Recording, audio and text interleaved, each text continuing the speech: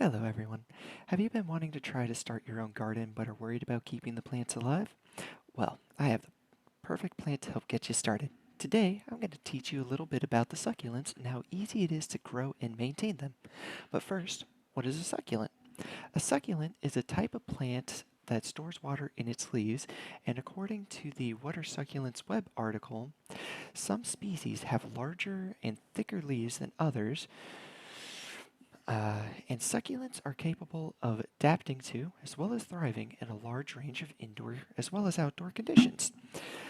According to the Wikipedia article on succulents, when properly planted, succulents require little to no maintenance when planted indoors or outdoors.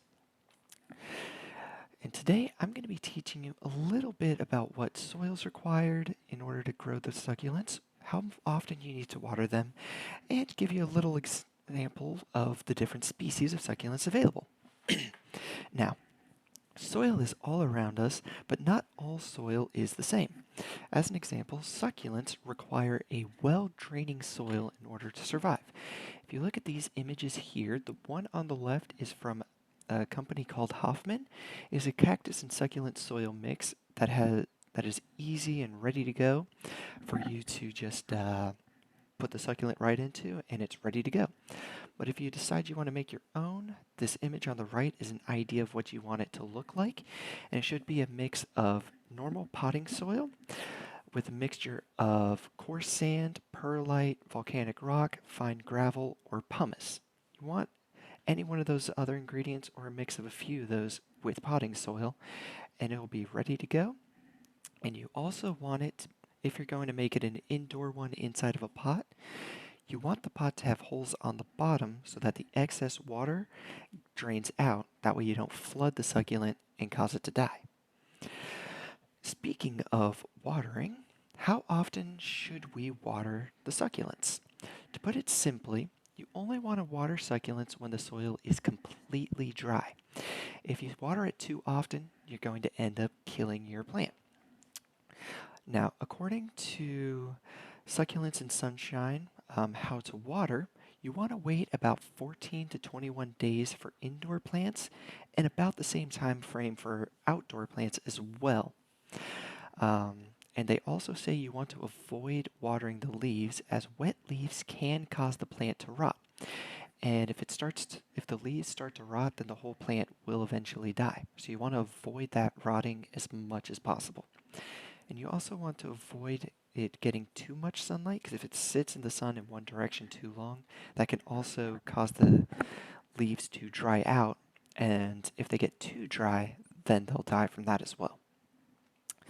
Um, and if we look at these pictures here, this picture on the right is an example of how to test the soil to see if it is ready to be watered or not.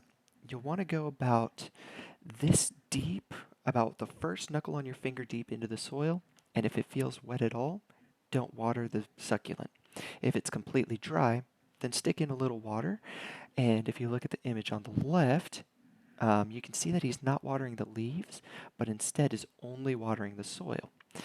And that will help prevent the leaves from getting wet and also helps to prevent rot from happening, especially since, as you can see around right here, it's well ventilated, therefore any excess water will drain out, which helps succulents a lot. And now that we know the soil and water needs have been figured out, now that we know what those are, what succulents are available? Well, according to the Succulent Plant Care article, there are many unique shapes, sizes, and colors when it comes to plants, plus they can be easily multiplied. According to Home Stratosphere, there are currently 60 different succulent families and over 10,000 plant variants, and cacti make up over 1,300 of these succulent species. And thanks to the large variety of shapes, sizes, and colors with succulents, you can create a wide variety of garden patterns. And growing new succulents at first can be very difficult because you're going to need to rip off the For certain species, you have to rip off a leaf, and you want to rip it as close to the stem as possible. Removing a little bit of the stem will not hurt it, but you want to make sure you at least get close to the stem. And in the process, what you'll do is you'll set it off to the side until the bottom of it is completely dried out and is starting to scab over. Once it scabs over, then according to the How to Propagate article from Succulents and Sunshine, you'll want to let it dry for a couple days and water every day after it scabs over. And after about a week and a half to 2 weeks, you'll plant it into some soil, and then a new plant will start growing for you.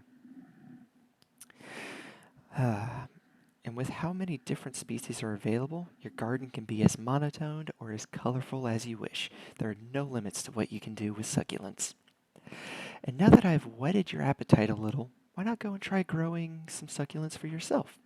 After you have found the right soil balance, the proper watering cycle, and decided on which colors, sizes, and species you wish to grow, succulents can really help bring out the color in your home or on the outside of your home.